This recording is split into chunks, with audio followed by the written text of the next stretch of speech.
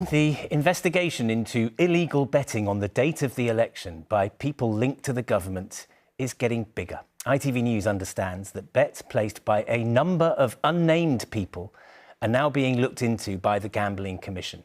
2 Tory candidates and 2 senior party officials have already been identified as part of the inquiry. The allegation is that they took advantage of privileged information about the timing of the poll. Lewis Warner has this report. The latest scandal to dog Downing Street and the Conservative campaign appears to be getting worse, not better.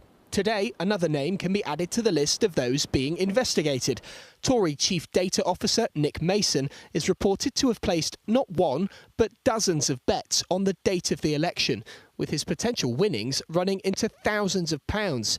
He says he's done nothing wrong, but it's understood he's taken a leave of absence.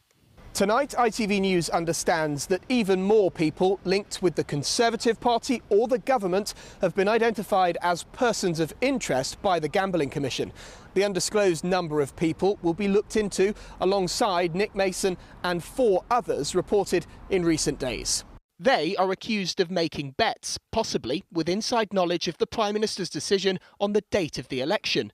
His parliamentary private secretary, Craig Williams, has held his hands up, admitting he did place a bet. Tony Lee, the Tories' campaigns director, is also being looked into, as is his wife, Laura Saunders, a candidate in Bristol. And one of the Prime Minister's close protection officers has been arrested and suspended by the Met. Today, the Home Secretary said he wasn't aware of any more cases. How deep do you think it goes within the party?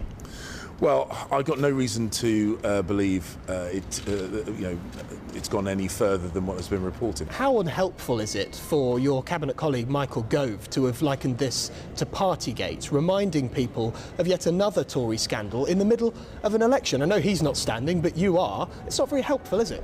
Well, Michael's comments are Michael's comments. Labour says the Prime Minister should act against those involved. This is incredibly serious, and it speaks to Rishi Sunak's weakness that he's not taken action, appropriate action, where it comes to parliamentary candidates on this.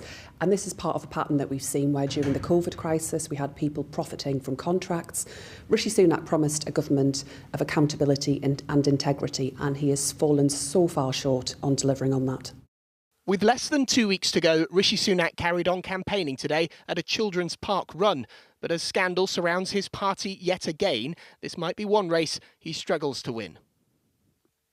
Right, Lewis, how has the Gambling Commission found these other people that it thinks are worth investigating? Well, we know it went to all of the gambling companies which operate in the UK. They requested the details of anyone who bet £20 or more on a July election, and a trawl through that highlighted what one source described as many names. They've since been combing through the internet and social media profiles of those people to find out exactly who they are and whether they have any links at all to the Conservative Party or to the government. Now, that method was described as a tried and tested investigatory process, but they don't just look at who made the bet, they look for those who might have had privileged information among their friends and their family too.